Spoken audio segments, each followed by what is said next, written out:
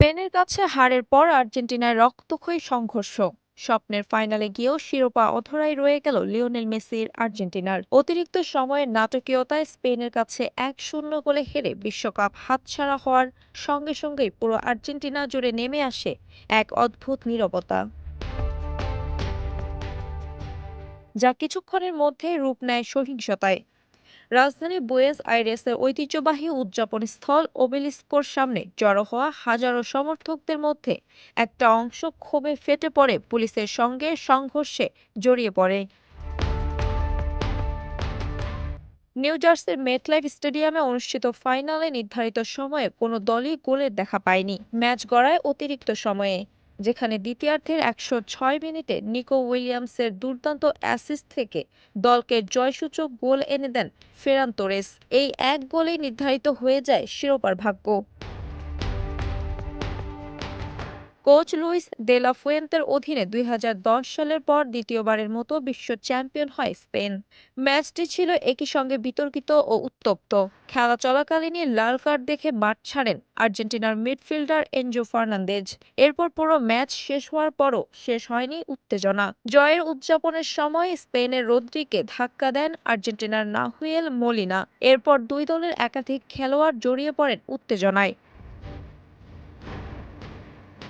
সবচেয়ে বড় ঘটনা ঘটান লিয়ান্দ্রো পারেদেস, যিনি ফাইনাল বাঁশি বাজার পরও স্পেনের এরিক গার্সিয়াকে ধাক্কা দিয়েও আক্রমণাত্মক আচরণ করে দেখেন লাল কার্ড। কোচ লিওনেল স্কলোনিকে ছুটে এসে পরিস্থিতি সামাল দিতে দেখা যায় মাঠে। মাঠের এই অস্থিরতার রেশ গিয়ে পড়ে বুয়েন্স আইরেসের রাস্তাতেও। অবেলিস্কোর চারপাশে জড়ো হওয়া হাজারো সমর্থক প্রথম দিকে শান্তিপূর্ণভাবেই খেলা উপভোগ করছিলেন, কিন্তু মধ্যরাতে কিছু আগে একদল সমর্থক নিরাপত্তা বেষ্টনী ভাঙার চেষ্টা করলে পরিস্থিতি সহিংস রূপ নেয়। পুলিশের দিকে কাচের বোতল ও নানা বস্তু ছোড়া হলে জবাবে পুলিশ ব্যবহার করে কাঁদানে গ্যাস ও জল কামান।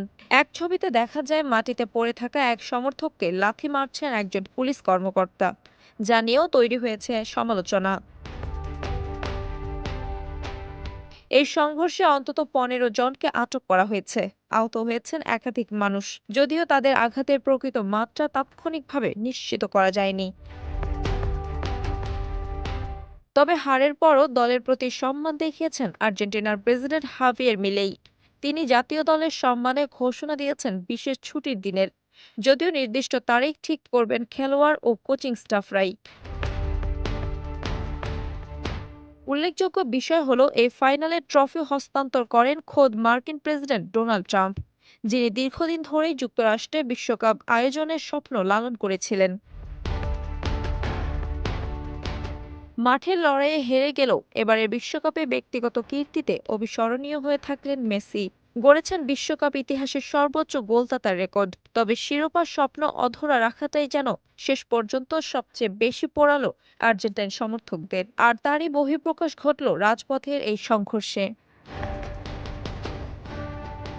ওয়াসিমা আরশি, খেলার কাগজ।